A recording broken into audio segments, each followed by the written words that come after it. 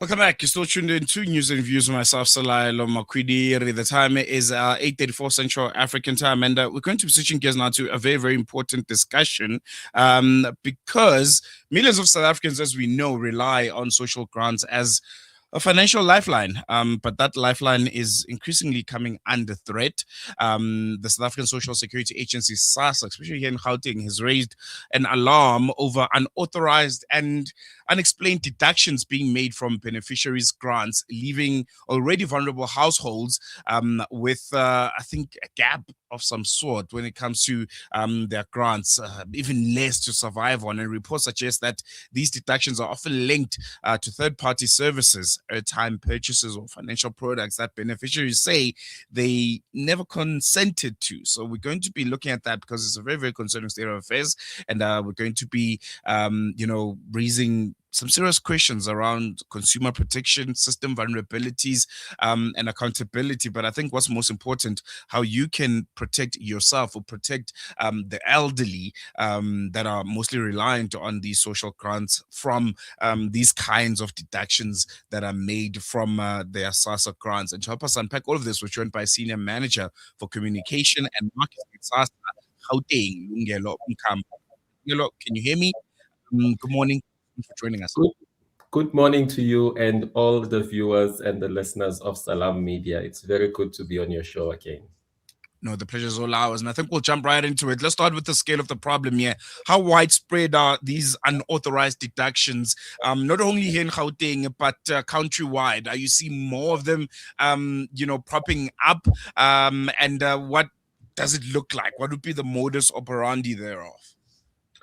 Well, here in Gauteng, especially last month, we observed that there was a spike, if you will, in terms of the complaints that we were receiving from our beneficiaries. And most of them are senior citizens, some of the most vulnerable in our country. And the complaints that we were receiving was that they were either misled into signing documents that inadvertently resulted in unauthorized funeral policy deductions from their social grants. And there was one video in particular that was widely circulated on TikTok last month, where a senior citizen in Benoni was complaining that there were two gentlemen who came to her house. They were marketing some funeral policies. And at the end, she was asked to sign some documents. And in her version, she did not know that by signing into these documents, it will result into her taking a funeral cover. We have also seen these complaints in other provinces as well. So it's not only isolated to Gauteng. And we are viewing this in a very, very serious light because it points to possible exploitation of our vulnerable citizens. And it also undermines the public trust in terms of the social assistance system. And I think that's very, very important. I want to come back to what you mentioned, the fact that many of these recipients are insisting that they never gave any kind of consent to their monies being taken. It's either they were just asked to give their, particulars, whether it's the IDs or their SASSA account numbers. Is there a way to protect, the elderly, most especially from these kinds of deductions that are, presented to be one thing, but without them knowing, actually them losing the money that is already so little and that they have to stretch so far? Absolutely, absolutely. And it all starts with education. We have to do as much beneficiary education awareness as possible.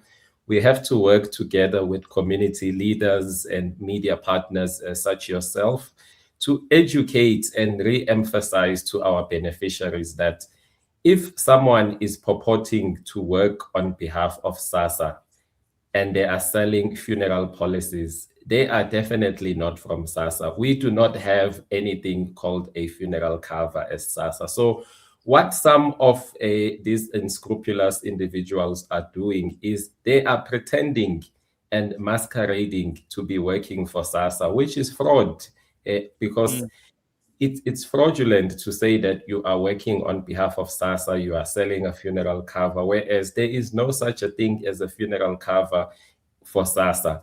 And what some of them are also doing is that they are promising beneficiaries that if they take up this cover, they will be receiving a t-shirt or free groceries.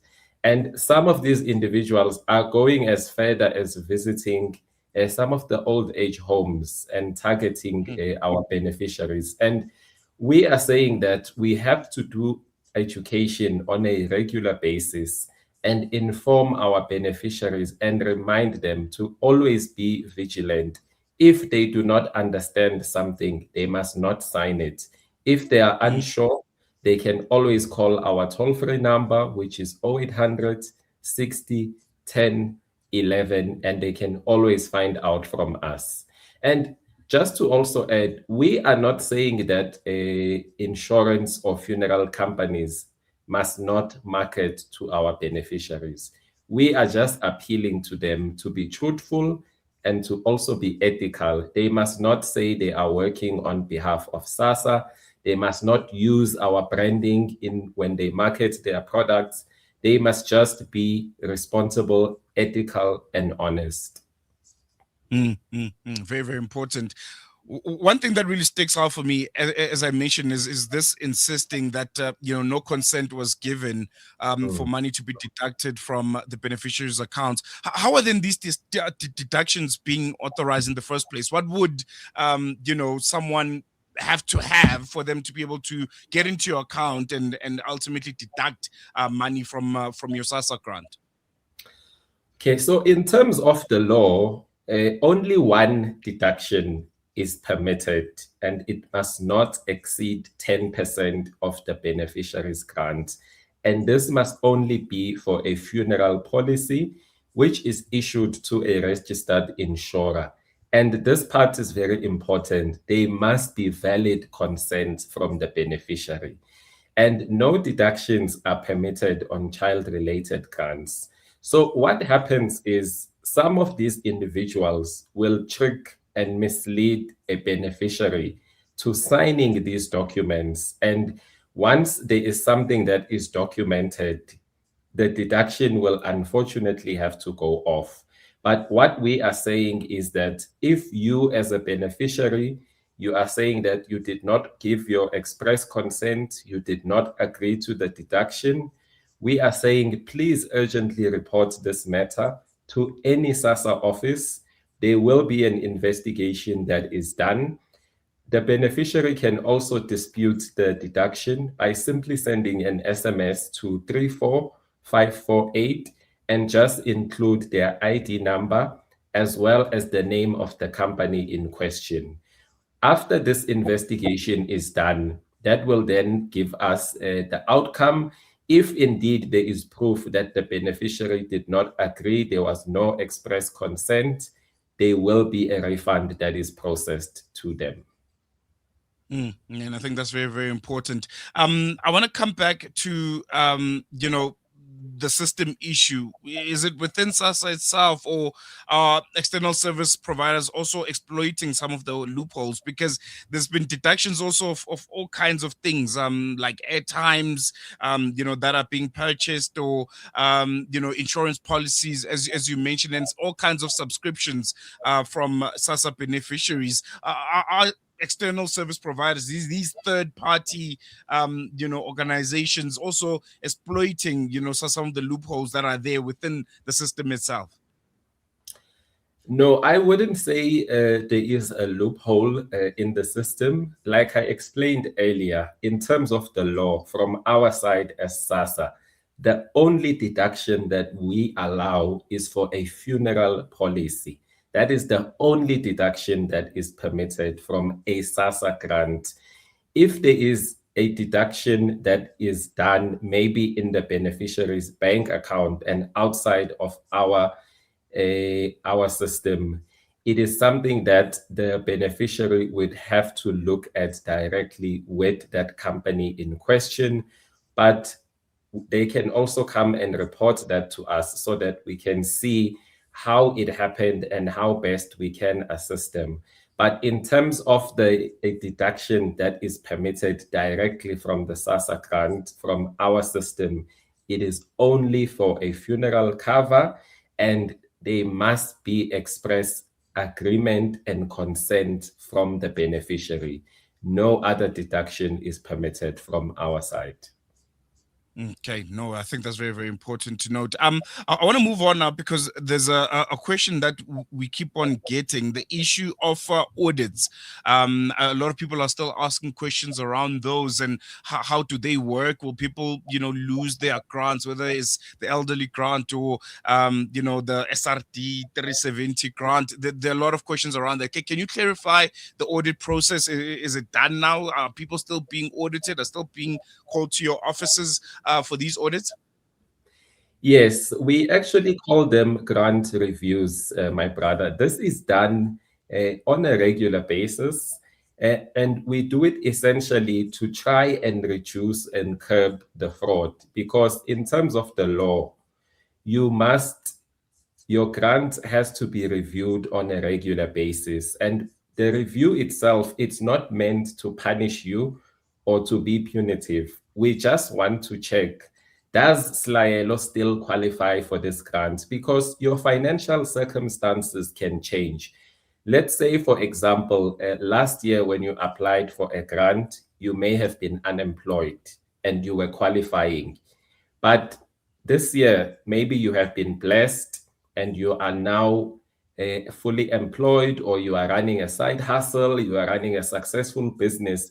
That is why we do the review. We are just saying, do you still qualify for this grant? Because we do not want to have fraud in our system. So we are just appealing to our beneficiaries. If you have been contacted to come to our office for a review, please comply. This is not done to punish you. We just want to check, do you still indeed qualify? Because this money has to go to only those who qualify and not someone who is trying to defraud the system. Oh, they have it, Lungelo Mkamba from the South African Social Security Agency in Gauteng. Thank you so much for chatting to us. I think it's always a pleasure having you come join us and, unpack and shed light on these concerning issues that are affecting some of the most vulnerable in our society. Hope we chat again soon. Really appreciate it. Thank you so much and have a lovely day further. There you have it. And if you have any questions, I put out, I think, contact details for SASSA here on our screen. I think it's very, very important to, give them a call, contact them right below your screen there. Head over to their website so that you can get, I think, firsthand information or, any kind of, update on what they're up to. I think it's really, really important, especially looking at the fact that those that are affected are some of the most vulnerable within our society, as people that need to be protected by all means. We're going to take a quick break. When we come back, News and Views continues after this.